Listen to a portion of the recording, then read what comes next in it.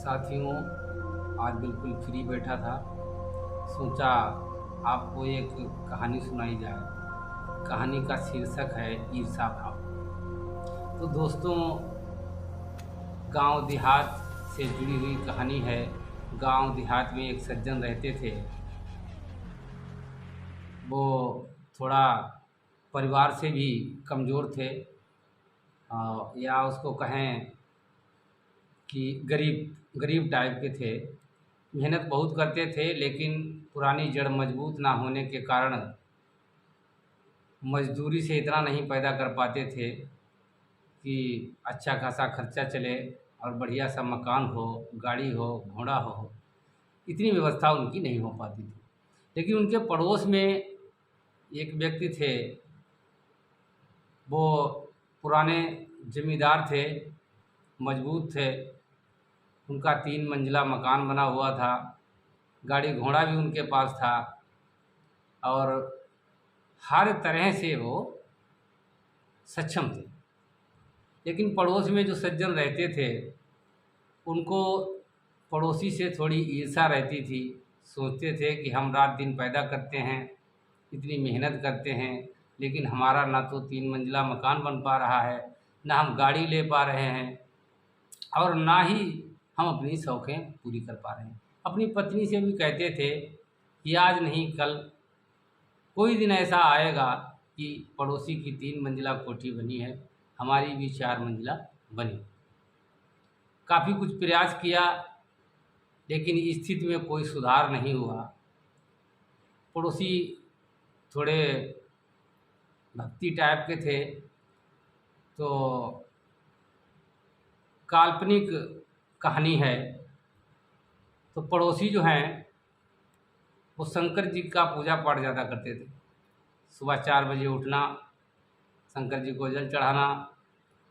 तो पति पत्नी ने आपस में विचार किया कि अब हम मेहनत से तो कुछ नहीं कर पाएंगे, लेकिन शंकर जी को प्रसन्न किया जाए। उन्होंने कहानियों में सुना था, रामायण में सुना था कि रावण ने जो है बहुत बड़े बड़े वरदान मांग लिए शंकर जी से। तो उन्होंने सोचा कि हम भी पूजा पाठ करेंगे, कुछ वरदान मांग लेते हैं।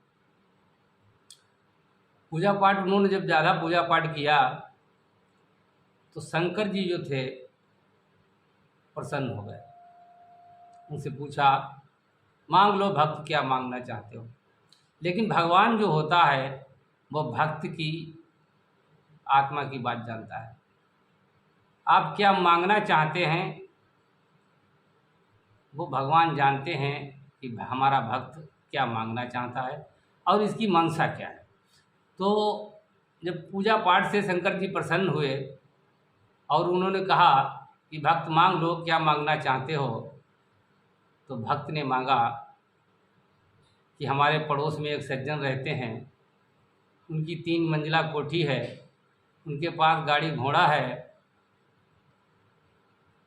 और हम इतनी मेहनत करते हैं, हम एक छत भी नहीं अपने सर के लिए बना पाए हैं, झोपड़ी में रहते हैं।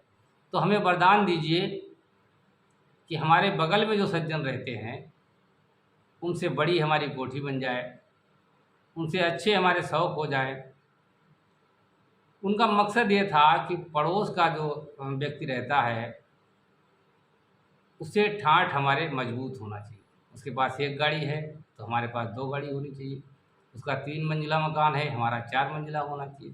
शंकर जी भक्त की भावनाओं को समझ गए। शंकर जी ने कहा कि भक्त कुछ भी मांग लो, जो चाहो वो मांग लो, लेकिन एक शर्त है, जो तुम्हें मिलेगा उससे 2 गुना पड़ोसी का हो जाएगा। अब भक्त जी जो थे बहुत चक्कर में पड़ गए। सोचा, ये तो बहुत बड़ी गड़बड़ है, हमने इतने दिन पूजा की, अब जो हमें मिलेगा उससे 2 गुना जो है पड़ोसी का हो जाएगा, तो बात तो बराबर हो जाएगी। अगर हमारी 3 मंजिला कोठी बनेगी, पड़ोसी की 6 मंजिला हो जाएगी। दिमाग लगाया भक्त ने, शंकर जी से कहा, भगवान हम जो मांगे वो मिलेगा। बोले मिलेगा। अब भक्त की ईर्ष्या देखिए। भक्त ने दिमाग लगाया कि हमसे 2 गुना उन्हें मिलेगा, जो भी हमें शंकर जी देंगे उसका 2 गुना उनको देंगे।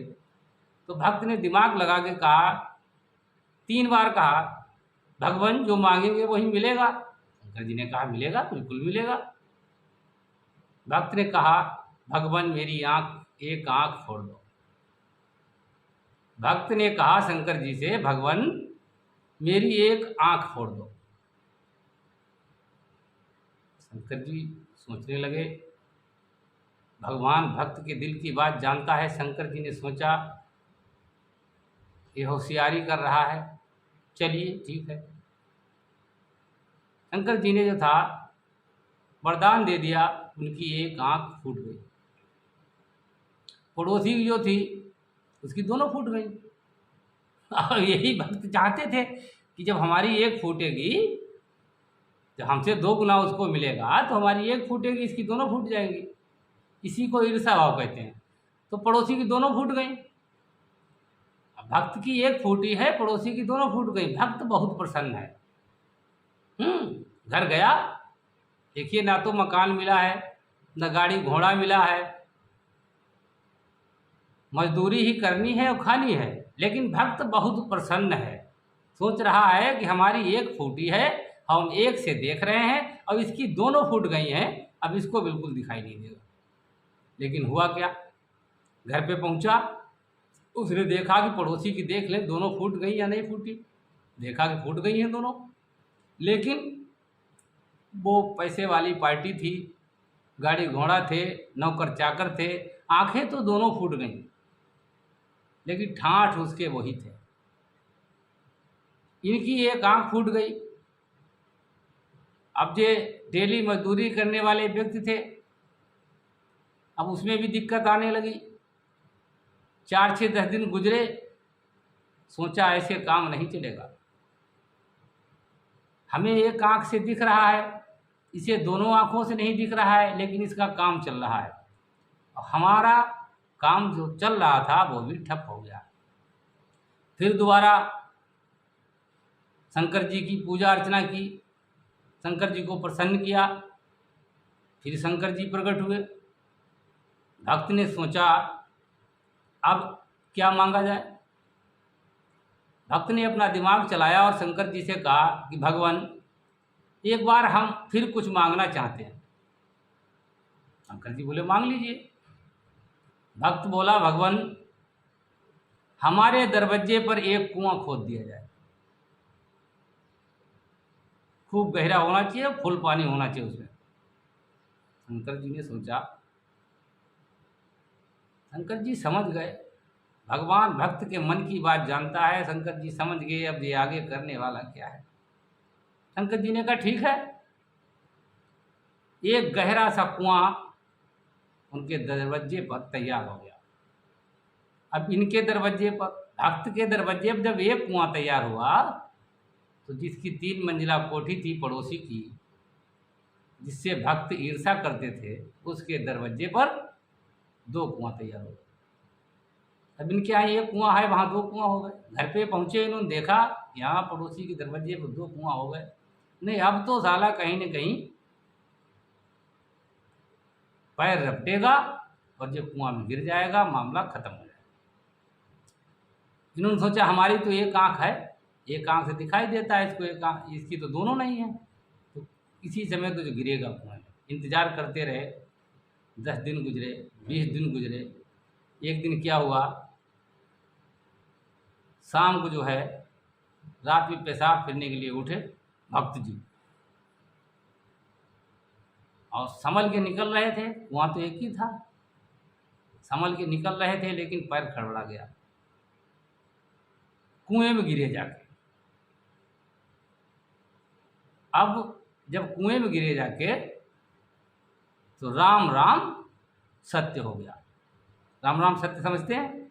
राम राम सत्य है, सत्य बोलो मुक्ति है, राम राम सत्य है, बोलते हैं ना, वही राम राम सत्य हो गया। पड़ोसी जो था, उसके जो थे, उसके तो नौकर चाकर लगे थे, कुआं जरूर 2 खुद गए, लेकिन उसके निकालने वाले लोग लगे थे, देखभाल करने वाले लोग लगे थे। वो अंधा जरूर है लेकिन उसका काम चल रहा है।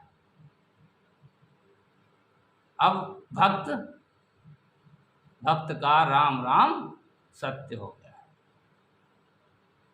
भक्त जो था भगवान के पास पहुंच गया।